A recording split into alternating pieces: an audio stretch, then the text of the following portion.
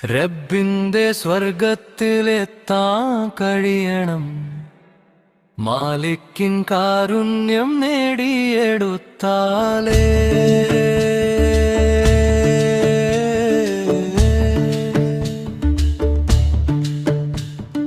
റബ്ബിന്റെ സ്വർഗത്തിലെത്താൻ കഴിയണം, മാലിക്കിൻ കാരുണ്യം നേടിയെടുത്താലേ.